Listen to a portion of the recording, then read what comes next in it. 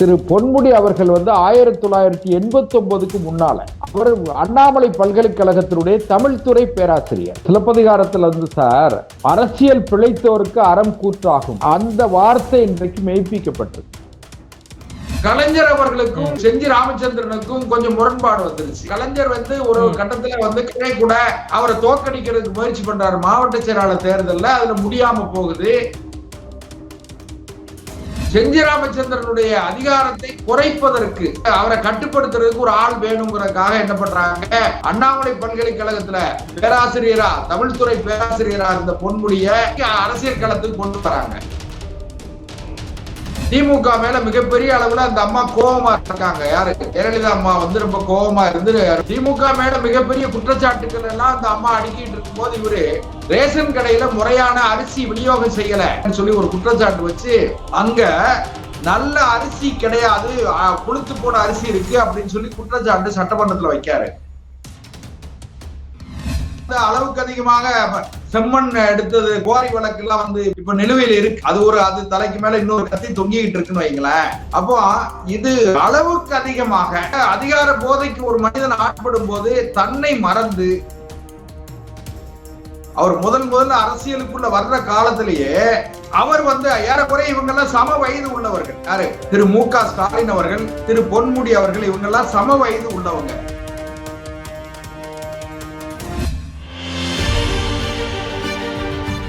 Black and white தமிழர்களுக்கு வணக்கம். வழக்கறிஞர் தூத்துக்குடி செல்வம் நம்மோடு இணைந்திருக்கிறாங்க. வணக்கம் சார். சார் வணக்கம்.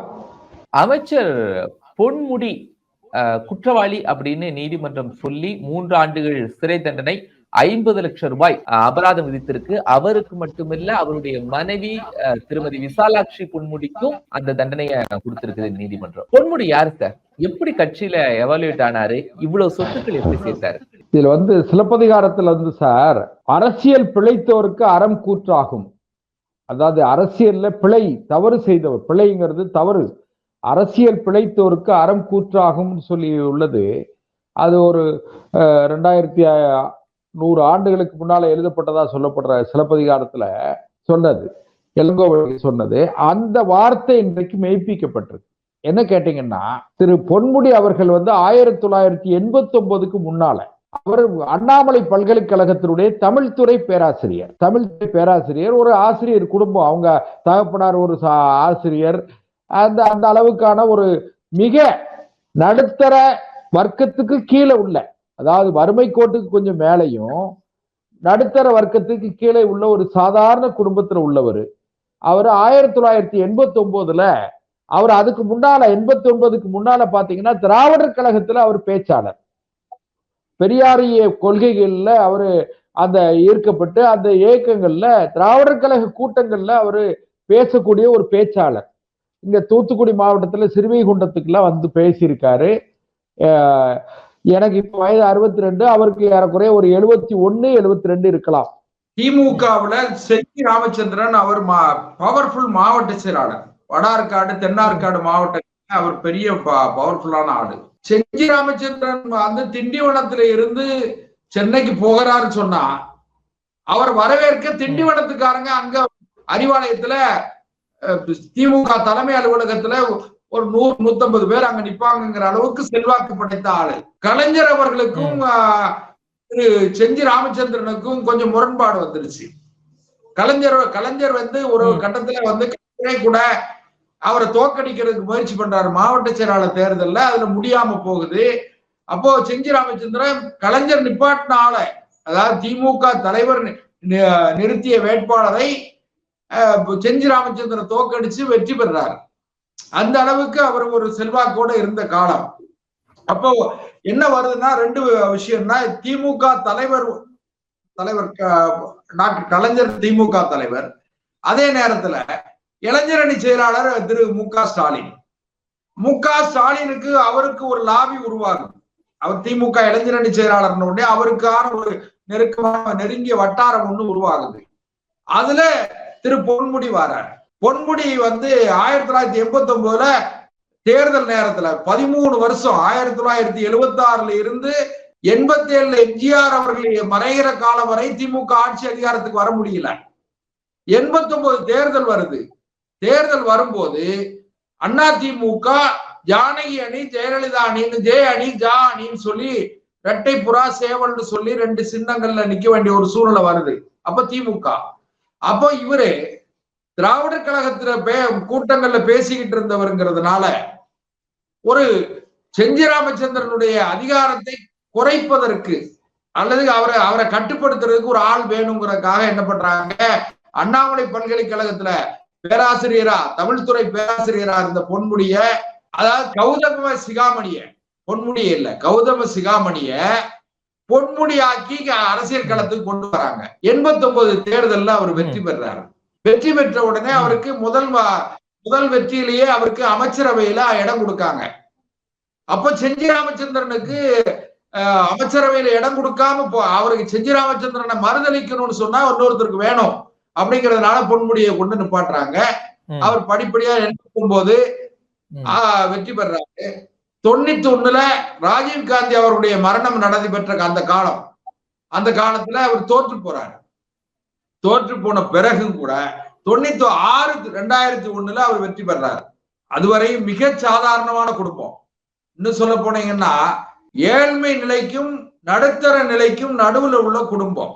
இன்னும் சொல்ல போனா அன்றாடம் சாப்பாட்டுக்கு சிரமம் இல்லாத ஒரு வாழ்க்கை தானே தவிர செல்வமும் செல்வாக்கும் மிக்க பெரிய வாழ்க்கை இல்லை.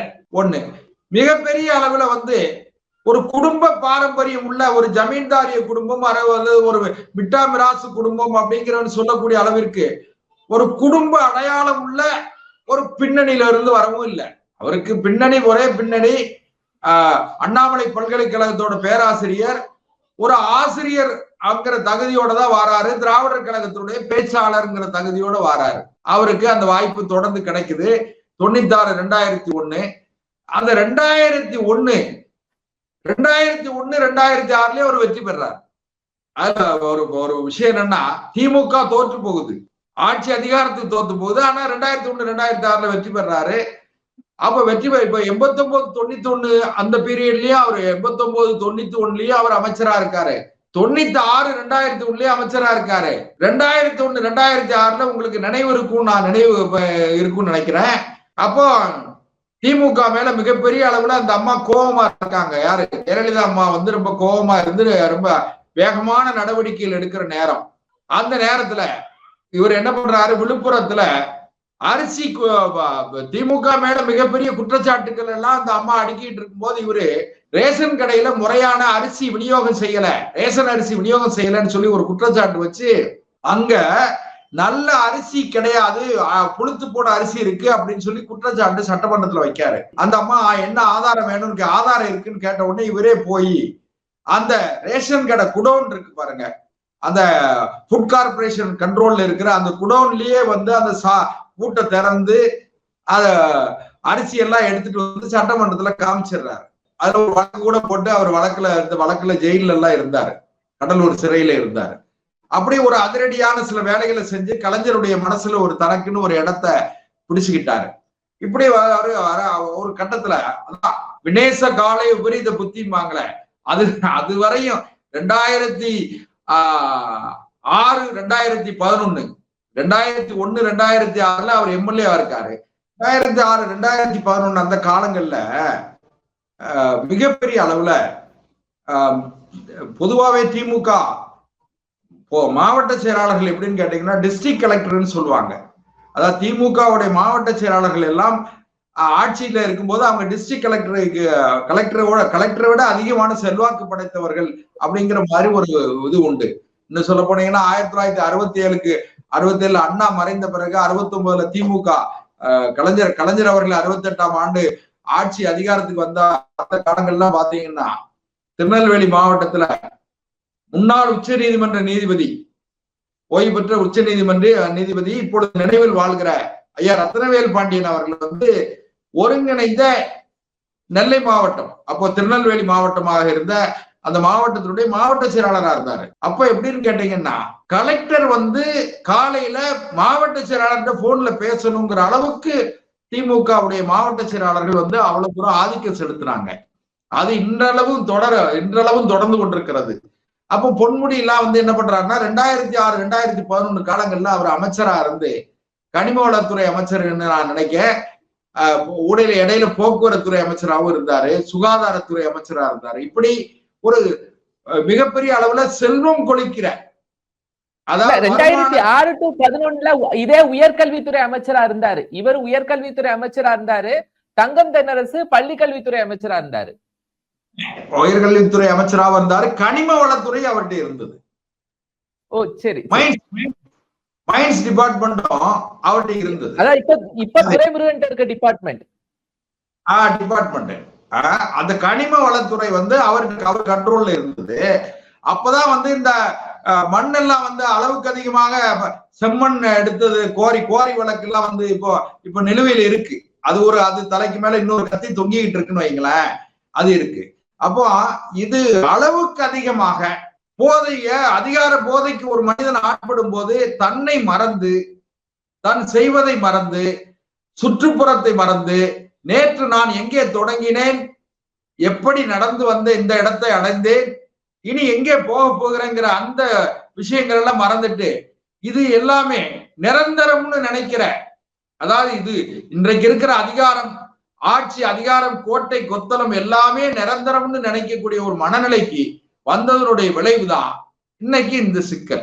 இதுல என்ன கேட்டீங்கன்னா, இதுல கூட நான் ரொம்ப வருத்தத்தோடையும் கவலையோட பகிர்ந்துக்கிற நிகழ்ச்சி என்னன்னா, நீதிமன்றங்களையே கூட அல்லது தலைமை குற்றவியல் நீதிமன்றம் இந்த வழக்கு, இந்த டிஸ்ப்ரப்போர்ஷனேட் என்று சொல்லக்கூடிய வருமானத்திற்கு அதிகமாக சொத்து சேர்த்த வழக்குல எங்க நடக்கும்னு கேட்டீங்கன்னா, முதல்ல தலைமை குற்றவியல் சிஜேஎம் சொல்லுவோம், சீஃப் ஜுடிஷியல் மேஜிஸ்ட்ரேட், தலைமை குற்றவியல் நீதிமன்றத்தில் நடக்கும். அதுக்கு பிறகு சில வழக்குகள் சொத்தினுடைய அளவை பொறுத்து அது மாவட்ட அமர்வு நீதிமன்றத்துல, டிஸ்ட்ரிக்ட் செஷன்ஸ் கோர்ட்ல நடக்கும். இப்படி அந்த நீதிமன்றங்களையே கூட சமயங்களில் தங்களுடைய விருப்பத்திற்காக வளைக்கிற ஆற்றல் அவங்க கிட்ட இருக்கு.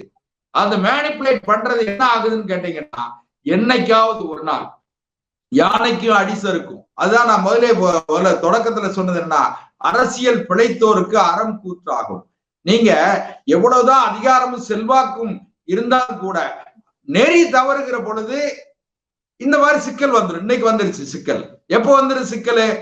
இதே சிக்கல் 20 வருஷத்துக்கு முன்னால வந்திருந்தா இதே பொன்முடி அவர் ஒருவேளை இதை எதிர்கொள்கிற அவருக்கு உடல் ரீதியாகவும் மன ரீதியாகவும் கூட பலம் இருந்திருக்கலாம். ஆனா இன்னைக்கு முதுமை ஒரு பக்கத்துல முதுமை வாட்டுகிறது. அதாவது 70 வயதை தாண்டிட்டாரு. அது போக அவருடைய மனைவி அந்த அம்மையார் திருமதி விசாலாட்சி ஒரு குடும்பத்தினுடைய தலைவியாக இருக்கிறவங்க, அவர்களையும் இதுல சேர்த்து இதை கொண்டு வர வேண்டிய அவசியம் இல்லை. அது வந்துருச்சுன்னு சொன்னா இதுக்கு காரணம் என்னன்னு கேட்டீங்கன்னா, அதிகாரத்தினுடைய அந்த போதைக்கு இவர்கள் முழுமையாக ஆட்பட்டு விட்டார்கள், அடிமையாகி விட்டார், போதைக்கு அடிமை ஆகிட்டாங்க. இன்னும் கூட இவங்கெல்லாம் என்ன பண்ணிருக்கணும்னு கேட்டீங்கன்னா, மரியாதைக்குரிய அம்மையார் முன்னாள் முதலமைச்சர் அம்மையார் ஜெயலலிதா அவர்கள் மிகப்பெரிய ஆளுமை உள்ள தலைவர், மிகப்பெரிய செல்வாக்கான தலைவர். அகில இந்தியாவிலேயே அவர்கள் மீது ஒரு கனிவும் பயமும் கலந்த பார்வையை கடைசி வரை தக்க வச்சிருந்தாங்க. அந்த அளவுக்கு ஒரு ஆளுமை உள்ள, மொழி ஆளுமை உண்டு, அட்மினிஸ்ட்ரேட்டிவ் கெப்பாசிட்டி உண்டு, டைனமிக் லீடரா இருந்தாங்க. ஆனால் விதி வடிது என்ப சொல்லுவாங்க பாருங்க, அது என்ன ஆயிட்டுன்னா, அந்த அம்மையாரே கூட 66.65 கோடி ரூபாய் சொத்து வருமானத்துக்கு அதிகமா, இன்னும் சொல்ல போனீங்கன்னா திரைப்படத்துறையில அவங்க பல கோடிகள் சம்பாதித்து சேர்த்து வச்சிருந்தவங்க, அவங்களுக்கு இது ஒரு பெரிய வழக்கு இல்லை. ஆனாலும் கூட சட்ட மீறல்களுக்கு, அதிகார மீறல்களுக்கு அந்த அம்மையாரும் ஒரு கட்டத்துல தலையசைத்து மௌனமாக இருந்ததால் அதனுடைய விளைவு என்னாச்சு, அவங்களே கூட A1 ஆயிட்டாங்க. ஒரு குற்ற வழக்குல குற்றவாளி, முதல் குற்றவாளி, நாம என்ன சொல்லிக்கிடலான்னு கேட்டா ஒரு சமாதானம் சொல்லிக்கிடுவோம். என்ன சொல்லிடுவோம்னு கேட்டீங்கன்னா, அந்த அம்மா தீர்ப்பு வருகிற பொழுது அந்த அம்மையார் உயிரோடு இல்லை, அதனால அபேட்மெண்ட், அது அவங்களை நீக்கிட்டு தான் தீர்ப்பு, அதனால அவங்க நிரபராதி நம்ம சொல்லிக்கிடலாமே தவிர, ஆனால் நியாயம் சட்டம் என்னன்னு கேட்டா, அந்த அம்மையார் அந்த வழக்கு காலம் இருக்கிற வரை, அந்த வழக்குகள் எல்லாம் இருக்கிற வரை, அவங்க வழக்கை பற்றி செய்தி இருக்கிற வரை அவங்க A1 தான். எதுக்காக சொல்றேன்னு கேட்டீங்கன்னா, நின்றால் செய்தி, நடந்தால் செய்தி, பார்த்தால் செய்தி என்று அதிர்வுகளை ஏற்படுத்திய அந்த தலைவருக்கெல்லாம் ஏற்பட்ட கெதியை பார்த்த பிறகாது இவங்க எல்லாம் நிதானத்துக்கு வந்திருக்கணும். இப்ப சமீப நாட்கள்ல ஸ்டாலின் அவர்கள்ட்டையும் பொன்முடி ஒரு நல்ல இடத்துலதான் இருந்தாரு. கலைஞர் துவங்கி நீங்க சொன்ன ஸ்டாலின் அவர்கள்ட்டையும் இருந்தாரு. ஸ்டாலின்ட்டையும் ஒரு பெரிய நெருக்கத்தை ஏற்படுத்திக்கிட்டாரா, இல்ல ஸ்டாலின் இருந்து கொஞ்சம் தள்ளி இருந்தாரா? இல்ல, அதாவது இன்றைய முதலமைச்சர் திரு மு.க. ஸ்டாலின் அவர்களோடு இன்னைக்கு இல்ல, 1989 அவர் அரசியல்ல கால் பதிக்கிற அந்த நுழையிற காலம் இருக்கு பாருங்க. அவர் முதல்ல அரசியலுக்குள்ள வர்ற காலத்திலேயே அவர் ஏறக்குறைய இவங்க எல்லாம் சம வயது உள்ளவர்கள். யாரு? திரு மு.க. ஸ்டாலின் அவர்கள், திரு பொன்முடி அவர்கள், இவங்க எல்லாம் சம வயது உள்ளவங்க. திரு கே.என். நேரு அவர்கள், இவங்க எல்லாம் சமகாலத்துல உள்ளவங்க. அப்போ இவங்கெல்லாம் ஒரு டி.ஆர். பாலு மு.க. ஸ்டாலின் அவங்களோட கொஞ்சம் வயது கூண்டவரா இருந்தா கூட நண்பர்கள். அப்ப ஒருத்தர் உரிமையோடு பேசிக்கொள்ளக்கூடிய அளவுக்கு நெருக்கமான நண்பர்கள். அந்த திரு மு.க. ஸ்டாலினுடைய நெருக்கம் தான் இவரை இந்த இடத்துக்கு கொண்டு வந்துச்சு. இன்னைக்கு அவர் நெருக்கமா இருக்காருன்னு நினைக்காதீங்க. 1989 அவர் அரசியல் நுழையும் போதே, இன்னும் சொல்ல போனீங்கன்னா திரு மு.க. ஸ்டாலினுக்கும் அவருக்குமான நெருக்கம் தான் இவரை அமைச்சரவையிலேயே சேர்க்க வச்சது. அதுக்கு பிறகு அவர் தொடர்ந்து தக்க வச்சுக்கிட்டாரு. அதுக்கு பிறகு அந்த விழுப்புரம் பழைய வடார்காடு, தென்னார்காடு மாவட்டம், இப்ப இருக்கிற விழுப்புரம், கள்ளக்குறிச்சி, இந்த பகுதி மாவட்டங்கள் இருக்கு பாருங்க, கடலூர், இந்த மாவட்டங்கள்ல எல்லாம் தன்னை மையப்புள்ளியாக வைத்து, இன்னும் சொல்ல போனா திரு பொன்முடியினுடைய கண்ணசைவுலதான் அந்த ஒரு 15-20 சட்டமன்ற தொகுதிகள்ல ஆட்களை தேர்வு செய்ய முடியும், வேட்பாளர்களை தேர்வு செய்ய முடியும்.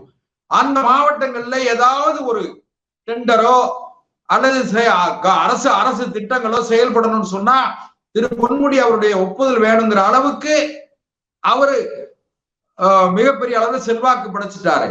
ஒரு கட்டத்துல பாத்தீங்கன்னா திரு பொன்முடி அவர்களை இன்னைக்கு துணை பொதுச் செயலாளருங்கிற இடத்துக்கு கொண்டு வந்துட்டாங்க. அந்த அளவிற்கு திரு மு.க. ஸ்டாலின் அவர்களோடு நெருக்கமா இருக்கிறவர். அதனால என்னங்க நான் இப்ப வர்றது எதுக்குன்னு கேட்டீங்கன்னா, இவ்வளவு பெரிய செல்வாக்கான இடத்துக்கு வந்த பிறகும் கூட திரு பொன்முடி அவர்கள் யார்கிட்டையும் ரொம்ப இணக்கமா ரொம்ப இறங்கி போய் இனிமையா பேசிடுவாருன்னு நீங்க நினைக்க வேண்டாம். அவர் தன்னை ஒரு பெரிய ஜமீன்தாரிய சிந்தனை, இன்னும் சொல்ல போனீங்கன்னா ஆதிக்க மனப்பான்மை, அதோட இன்னும் திமுக எப்படின்னு கேட்டீங்கன்னா, உடன்பிறப்பே அண்ணா அண்ணா தம்பிகளுக்கு கடிதம் எழுதுவாரு, கலைஞர் உடன்பிறப்பேன்னு சொல்லுவாரு. இப்படி அண்ணன் தம்பியாக உடன் பிறந்தவர்களாக அந்த ஏக்கம், அடையாளம் காணப்பட்ட ஏக்கம் அல்லது தொடங்கிய ஏக்கம் இப்போ சமீப நாட்கள்ல பாத்தீங்கன்னா ஒரு 20 ஆண்டுகளுக்குள்ள ஒரு ஆதிக்கம், அதாவது மாவட்ட செயலாளர் என்று சொன்னால் அவர்தான் அந்த கட்சி, அவருக்கு கீழே தொண்டர்களுடைய விதி, அவர் என்ன சொல்கிறாரோ அதை கேட்கணுங்கிற அளவுக்கான ஆதிக்க மனப்பான்மை வந்ததனுடைய விளைவுதான் என்னன்னு கேட்டீங்கன்னா இன்னைக்கு இந்த சிக்கல்ல கொண்டிருக்கு. இன்னொரு முக்கியமான விஷயம் என்னன்னு கேட்டீங்கன்னா, உயர்கல்வித்துறை அமைச்சர், அந்த துறைக்கு அவர் தகுதியானவரா என்று கேட்டால் நிச்சயமா தகுதியானவர், அதுல மாற்று கருத்து இல்லை. அந்த உயர்கல்வித்துறையை நிர்வகிக்கக்கூடிய தகுதி இருக்கு. அதே நேரத்துல மேதக ஆளுநர் அவர்களோட இவ்வளவு பெரிய சர்ச்சைகளுக்குள்ள அவர் போகணுமான்னு கேட்டா என்ன கேட்டா வேண்டான்னு சொல்லுவேன். ஏன்னு கேட்டா மேதக ஆளுநர் அவர்கள் தான் சான்சலர். யாரு? ஒரு பல்கலைக்கழகத்தினுடைய வேந்தர் யாருன்னா ஆளுநர் தான். அதையே கூட ஆளுநர் துணைவேந்தர் இருக்காங்க பாருங்க, வைஸ் சான்சலர். யூனிவர்சிட்டிஸ்ல வைஸ் சான்சலர் நியமிக்கிற அதிகாரம் யாருக்குன்னா, இதுக்கு முன்னால இந்த கவர்னருக்கு முன்னால, இந்த ஆளுநருக்கு முன்னால கவர்மெண்ட் ரெக்கமெண்ட் பண்ணும்.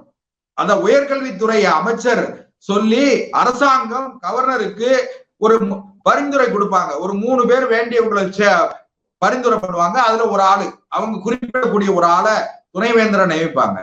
அந்த துணைவேந்தர் நியமனம் இருக்கு பாருங்க, அந்த துணைவேந்தர் நியமனத்திலேயே நினைத்து பார்க்க முடியாத, அன்னு சொல்ல போனா அளவிட்டு சொல்ல முடியாத அந்த அளவிற்கான பணம் கொட்டும். அந்த துணைவேந்தர் பதவியில அவ்வளவு பெரிய அளவுல லாபம் கிடைக்கும்னு சொல்லி அந்த துணைவேந்தர் பதவியை பெறுவதற்கு, துணைவேந்தருங்கிறது வைஸ் சான்சலர் எப்படின்னு கேட்டீங்கன்னா, புரோட்டோகால் படி மாவட்ட ஆட்சித்தலைவர் ஜனாதிபதி தூத்துக்குடி விமான நிலையத்துக்கு வந்தாரு சொன்னா, மனோன்மணி சுந்தரனார் யூனிவர்சிட்டி, MS யூனிவர்சிட்டியோட விசி இருக்கார் பாருங்க, புரோட்டோகால்ல அவரும் உள்ள போயிருவார். கலெக்டரோட ஒன்னா போயிருவார். முதல்ல மினிஸ்டர்ஸ் வருவாங்க, அப்புறம் கலெக்டர், விசி, வைஸ் சான்சலர். இந்த அளவிற்கு ஒரு பெரிய அளவுல புரோட்டோகால் படி அது ஒரு பெரிய பதவி. அந்த பதவியை பெறுவதற்கு பல கோடிகளை கொட்டி கொடுப்பதற்கு நிறைய பேர் தயாரா இருக்காங்க. அப்ப அதை இழக்கிறதுக்கு முடியாம என்ன பண்றாரு, ஆளுநரோட ஒரு கான்ட்ராவர்சி மோதல், கருத்து மோதலாக வந்து அது வந்து தனிப்பட்ட மோதலாகவும் ஆயிருது. அது தனிப்பட்ட அது நீங்க இந்த வழக்குக்கும் அந்த மோதலுக்கு நீங்க முடிச்சு போட்டுற வேண்டாம். இப்ப நம்ம பண்றது என்னன்னு கேட்டா, பொன்முடி யார் அப்படிங்கறதா தலைப்பு. அதனால அவர் பொன்முடி அவர்கள் வந்து சமீப நாட்கள்ல இந்த மேலக ஆளுநர் அவர்கள் கூட மோதல் நடத்தக்கூடிய அளவிற்கு அவருக்கு என்ன காரணம் என்னன்னா, வைஸ் சான்சலரை அப்பாயிண்ட் பண்ண முடியல. அதனால என்ன ஆயிருது, சட்டமன்றத்துல என்ன தீர்மானம் கொண்டு வராங்க, முதலமைச்சரையே தேவையில்லாம முதலமைச்சரை இழுத்து விடுறாரு. முதலமைச்சரை கொண்டு போய் ப்ரோ சான்சலர் யார் தெரியுமில்ல, உயர்கல்வித்துறை அமைச்சர், சான்சலர், கவர்னர். இப்போ சான்சலராவே முதலமைச்சரை கொண்டு வரணும்னு சொல்லி சட்டம் எங்க சட்டமன்றத்துல பில் வந்து பாஸ் ஆகுது. சட்டமன்றத்தில் தீர்மானம் வைத்து அதை சட்டமாக்குறாங்க. இது என்ன முறை கேட்க நான் என்ன சொல்ல, நீண்ட காலம் கடைபிடிக்கிற அந்த முறையை மாற்ற வேண்டிய அவசியம் என்ன வந்தது? 19ஆம் தேதி கன்விக்ஷன் கொடுத்தாச்சு. கன்விக்ஷன்னா என்ன, அவர் வந்து குற்றவாளின்னு சொல்லி தீர்ப்பு சொல்லியாச்சு. கன்விக்ஷன் கொடுத்துட்டால 19ஆம் தேதியே அவருடைய அமைச்சர் பதவி முடிந்து விட்டது. அப்பவே இந்த அரசு என்ன செஞ்சிருக்கணும், அவரை பொறுப்புல இருந்து நீக்கி இருக்கணும், அல்லது அவர் ராஜினாமா பண்ணி இருக்கணும். ஆனா இன்னைக்கு சென்டென்ஸ், தண்டனை, அதாவது ஒரு வழக்குல வந்து எப்படின்னு கேட்டீங்கன்னா சார், கன்விக்ஷன், சென்டென்ஸ், பனிஷ்மெண்ட், பயன், அதாவது தண்டனை, தீர்ப்பு, தண்டனை, அபராதம். தீர்ப்பு ஏற்கனவே வழங்கியாச்சு, இப்ப தண்டனையும் அபராதம் தான் இன்னைக்கு விதிக்கப்பட்டிருக்கு. 3 ஆண்டுகள் சிறை. ஒருவேளை அந்த நீதியரசர் 3 ஆண்டுகள் 10 நாட்கள் அப்படின்னு சொல்லி இருந்தாருன்னு வைங்களேன், இன்னைக்கு இவங்க அதை திரு பொன்முடி அவர்களும் அவருடைய மனைவி திருமதி விசாலாட்சி அவர்களுமே சிறைக்கு போய் தான் பெயில்ல வர முடியும். அதனால எதுக்குன்னு கேட்டா, இதோட நான் நின்றும் நான் நினைக்கல. நீதித்துறை இப்போ வந்து கொஞ்சம் வேகம் எடுக்கிறது, மக்களும் அதை விரும்புறாங்க. ஊழல் இல்லாத ஒரு அரசு, ஊழல் இல்லாத ஒரு நிர்வாகம், இதைத்தான் இந்த இன்றைய இளைஞர்கள், இன்னைக்கு எங்களை மாதிரி ஆட்கள்லாம் ஒரு தலைமுறை கடந்தவர்கள், முதியவர்கள் வரிசையில வந்தாச்சு. ஆனா இன்றைய இளைஞர்கள், 40 வயதுக்கு கீழே இருக்கிற இளைஞர்கள் எல்லாம் படித்து விட்டு வேலை வேலை வேலை வேலை என்று ஏங்குகிறார்கள்.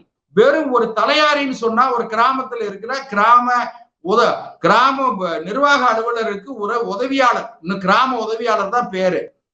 அந்த பதவிக்கு சார் 12 லட்சம் 10 லட்சம் 12 லட்சம்னு சொல்லி பேரம் பேசி வாங்குகிற, வெளிப்படையா வாங்கக்கூடிய ஒரு அவலம் ஏற்பட்டு இருக்கிறது பாருங்க.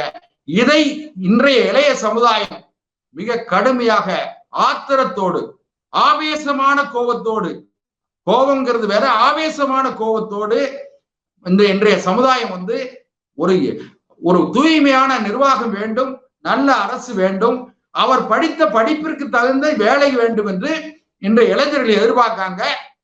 அதனுடைய தொடக்கமா தான் திரு பொன்முடியினுடைய வழக்குல நியாயம் வென்றிருக்கிறது, நீதி வென்றிருக்கிறது. நீதிபதி அவர்களுடைய தீர்ப்பை நான் தலைவணங்கி ஏற்றுக்கொள்கிறேன். நன்றி திரு தூத்துக்குடி செல்வம். வணக்கம் சார்.